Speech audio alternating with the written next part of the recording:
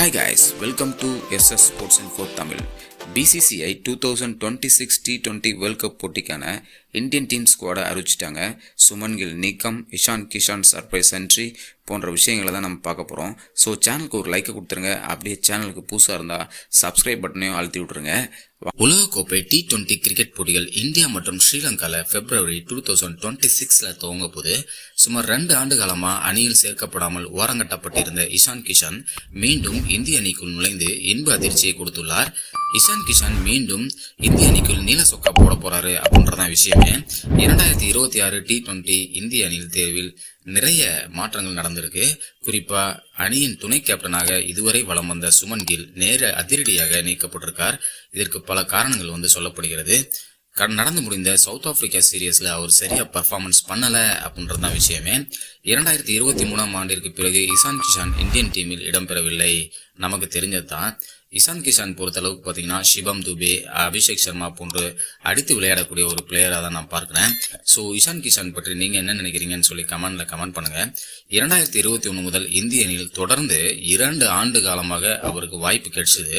இருந்தாலும் இஷான் கிஷனுக்கு அந்த 2 ஆண்டு காலத்துல அந்த பிளேயிங் 11க்குள்ள வர்றதுக்கான சரியான வாய்ப்பு கிடைக்கல அப்படின்னு தான் விஷயம்.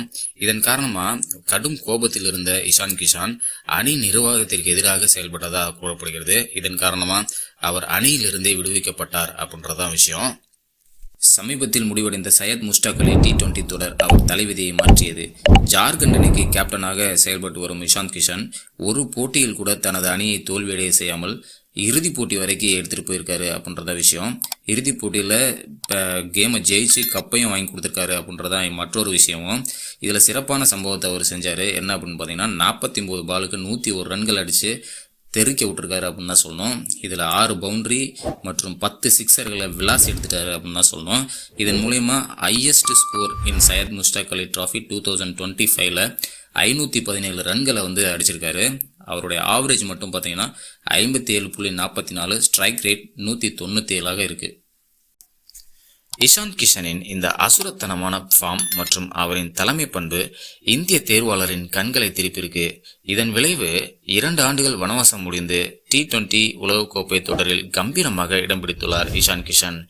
இஷான் கிஷன் இந்தியன் அணியில் இடம் பிடித்திருந்தாலும் பிளேயிங் 11ல் இடம்பெறுவாரா அப்படின்றதான் கொஸ்டின் மார்க்.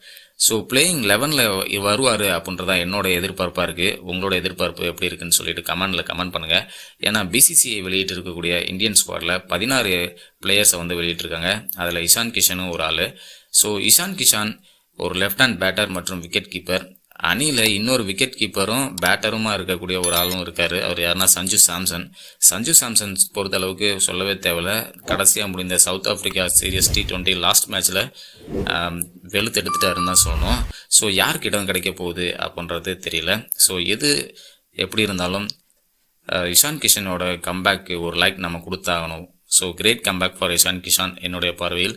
ஸோ இந்தியன் டீமோட இந்த இன்ஃபர்மேஷன் உங்களுக்கு இன்ஃபர்மேட்டிவாக இருந்தால் வீடியோவுக்கு ஒரு லைக் கொடுங்க, சப்ஸ்கிரைப் பண்ணிக்கோங்க. நெக்ஸ்ட் வீடியோவில் நான் சந்திக்கிறேன். தேங்க்யூ.